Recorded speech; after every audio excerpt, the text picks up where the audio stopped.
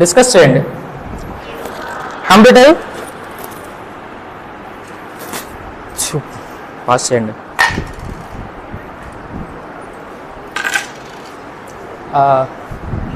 రూమ్కి వెళ్ళిన తర్వాత యాక్టివిటీ కంప్లీట్ అయిపోయి రూమ్కి వెళ్తారు కదా, ఆ రోజు ఏ యాక్టివిటీ అయిందనే డిస్కస్ చేయండి. అర్థమైందా? నోట్స్ ప్రిపేర్ డిస్కస్ చేసి నోట్స్ ప్రిపేర్ చేసుకోండి. నోట్స్ ప్రిపేర్ చేయాలంటే మీ పక్క ఫ్రెండ్ వచ్చి శామ్ మీద కొంచెం ఫిల్ చేయవే అలా ఆడకూడదు. మీరే ఫిల్ చేసుకుంటే మీరే రియాక్ట్ అవ్వట్లేదు. మీ గురించి చెప్పింది కాన్సన్ట్రేషన్కి అంటున్నారా, ఎందుకు చెప్తున్నాడని అంటున్నారా? నాకు అర్థం కావట్లేదు. కాన్సన్ట్రేషన్గా అంటున్నారా? ఓకేనా? సో డిస్కషన్ పెట్టండి. ఇలా గంటలు డిస్కషన్ పెట్టమని నేను చెప్పను. అర్థమైందా? అమ్మాయిలో ఒక ఇష్టమైన పేరు చెప్పండి. ఇక్కడ కాదు, బయట. అమ్మాయిలో మీకు ఇష్టమైన పేరు. హీరోయిన్ పేరు చెప్పొద్దు, మా కాంట్రవర్సీ అయిపోద్ది. మామూలు పేర్లు చెప్పండి. బుజ్జితేలు అనుకుందాం పోనీ, సరదాగా. అది ఒక క్యారెక్టర్ పేరు, హీరోయిన్ పేరు కాదు కాబట్టి పర్వాలా.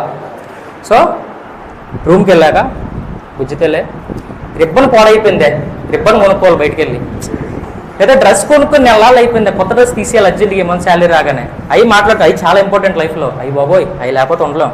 కానీ ఒక గంట మాట్లాడుకున్నా ఒక 10 నిమిషాలు ఈరోజు ఏం యాక్టివిటీ జరిగింది కంపెనీలో, వాళ్ళు ఏం నేర్చుకున్నాం అలా మాట్లాడు. ఎక్కువ మాట్లాడమని నేను చెప్పను.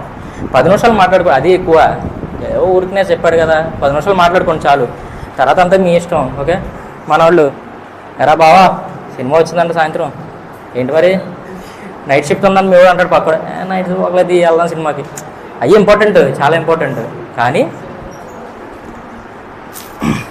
దాంతోపాటు నోట్స్ కూడా డిస్కషన్ చేయండి. ఓకేనా? నెక్స్ట్ వచ్చి మెయిన్గా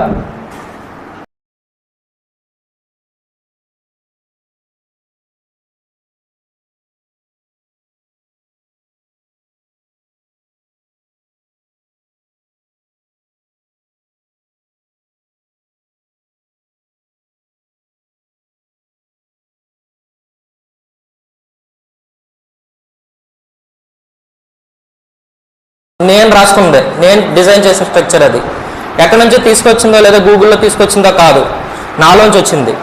అందుకే ఎంత ఎంజాయ్ చేస్తా చెప్పగలను నేను.